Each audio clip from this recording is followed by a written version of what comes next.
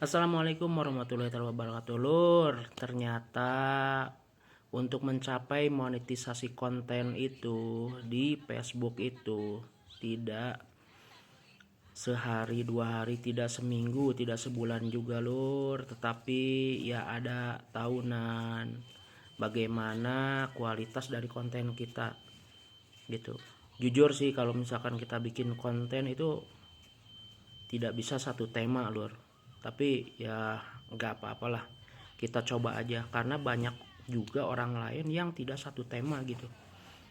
Tapi ya memang mungkin bagusnya itu adalah satu tema. Kalau misalkan mau pembahasan apa nih, misalkan di pertanian, ya udah pertanian gitu.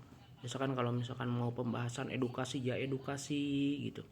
Tapi kan kita kayaknya sulit ya seperti itu. Kenapa dibilang sulit gitu kan, nyari tema-tema seperti itu karena kita tidak, istilahnya tidak hidupnya misalkan hanya di pertanian gitu. Kadang kan kita ada misalkan kayak saya pribadi gitu kan, misalkan kalau misalkan pulang kampung, apa sih temanya yang bisa diberikan untuk konten.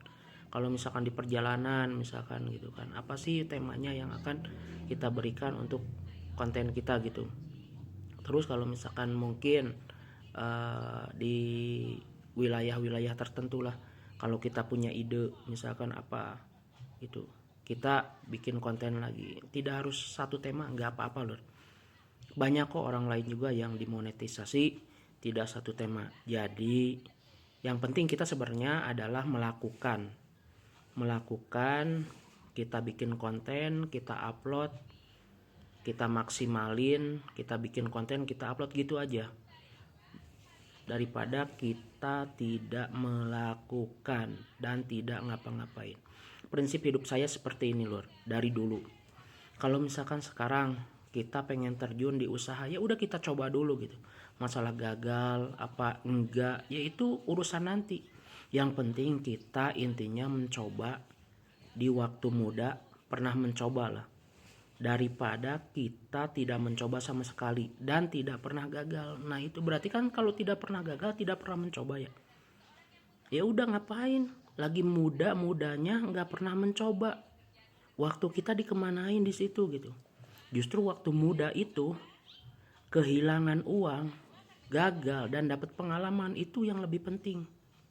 Kalau buat saya pribadi gitu. Tapi saya nggak tahu untuk kalian apakah sama seperti itu. Lebih baik mencoba dan gagal daripada tidak mencoba sama sekali gitu. Ya memang siapa sih yang mau gagal itu, siapa, nggak ada yang mau gagal. Tapi kita tidak pernah mencoba dan tidak mau gagal itu waduh fatal banget gitu kan. Makanya kalau misalkan orang lagi konten, ya udah kita coba gimana konten kita seperti apa, kayak gimana. Itu kan mencoba kita. Misalkan usaha apa, ya kita coba di situ. Kalau misalkan ditipu orang ya wajar, nggak apa-apa. Ditipu orang itu istilahnya bagian dari apa ya?